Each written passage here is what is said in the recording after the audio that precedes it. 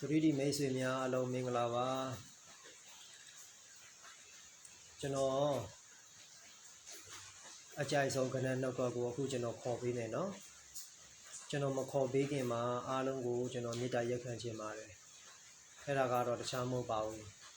ကျွန်တော်အခုခေါ်ပေးလိုက်တဲ့ကဏ္ဍက6လပိုင်း1ရက်နေ့အတွက်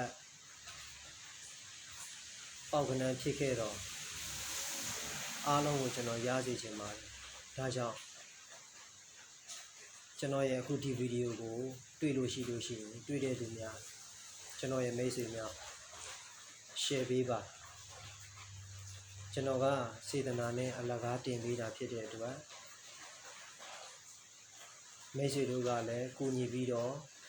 share ပေးလိုက်တယ်ဆိုလို့ရှိရင်မိတ်ဆွေတို့ရဲ့ share ပေးခြင်းကြောင့်တစ်ဖက်လူမြင်သွားတော့ပေါက်ကဏ္ဍဖြစ်ပြီးတော့သူထိုးလိုက်လို့တစ်ဖက်လူမြင်သွားပြီးသူထိုးလိုက်လို့ပေါက်ခဲ့သည်ရှိတော့မိတ်ဆွေတို့လည်းအကျိုးဖြစ်တယ်ကျွန်တော်လည်းအကျိုးဖြစ်တယ်နော်ဒါကြောင့်မလို့ share ပေးပါဘာလို့လဲဆိုတော့အားလုံးကခက်ခဲနေကြတဲ့လူကများပါတယ်အဆင်ပြေတဲ့လူနဲ့အဆင်မပြေတဲ့လူတွေကပိုပြီးများတဲ့အတွက်ကြောင့်မလို့အားလုံးကိုရစေခြင်းပဲထိုးရတဲ့သူများကတော့ထိုးပါမထိုးရတဲ့သူကတော့မထိုးပါနဲ့နော်ကြိုက်တဲ့သူထိုးပါမကြိုက်တဲ့သူမထိုးပါနဲ့အဲ့ဒါဆိုကျွန်တော်ကဓာကြီးကိုထွက်ပါမယ်ဆိုပြီးတော့အာမခံနေတော့ကျွန်တော်ခံပြီးတော့မပေးဘူးကျွန်တော်အကောင်းဆုံးစူးစမ်းပေးထားတယ်ကြိုက်တယ်ဆိုရင်ကစားပါမကြိုက်ဘူးဆိုရင်တော့မကစားပါနဲ့နော်ဒါအခုကျွန်တော်ခေါ်ပေးမယ်ကျွန်တော်တင်ပေးထားတဲ့ break တွေထဲမှာကျွန်တော်9 break ရွေးပေးထားတယ်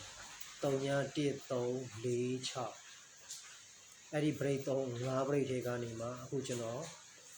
အကြိုက်ဆုံး break က3ည3 4လို့ကျွန်တော်ပြောခဲ့တယ်အဲ့ဒီ3ည3 4 break တွေကနေအခုကျွန်တော်3 break နဲ့4 break နှစ်ခွက်ကိုကျွန်တော်ဆွဲထုတ်လိုက်တယ်3 break က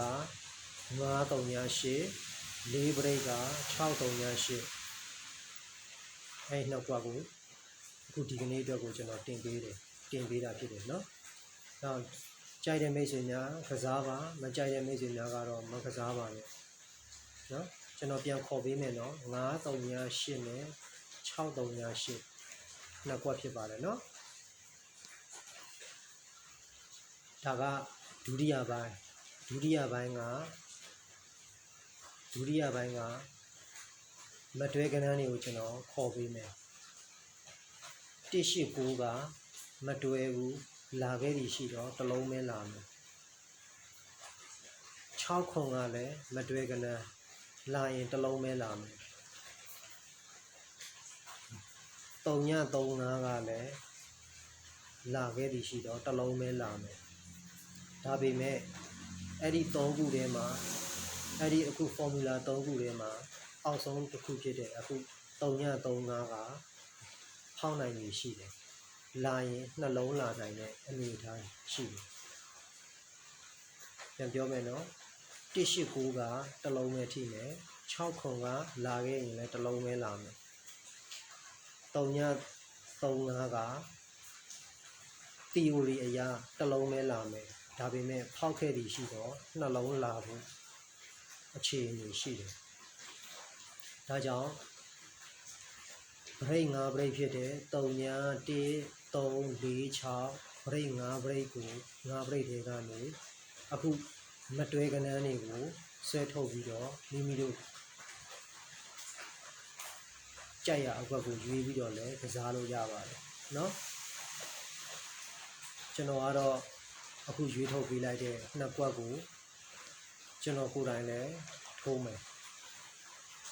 မိတ်ဆွေတို့အနေနဲ့လည်းထိုးခြင်းတဲ့လူထိုးပါမထိုးခြင်းတဲ့လူကတော့မထိုးပါနဲ့เนาะဒါကြောင့်ဒီလာမဲ့6လပိုင်း1ရက်နေ့ချဲမှာအခုကျွန်တော်တင်ပေးလိုက်တဲ့ကဏ္ဍနှစ်ကွက်ထဲကတစ်ကွက်ကပေါက်ကဏ္ဍဖြစ်ပြီးတော့ကျွန်တော်မိတ်ဆွေအားလုံး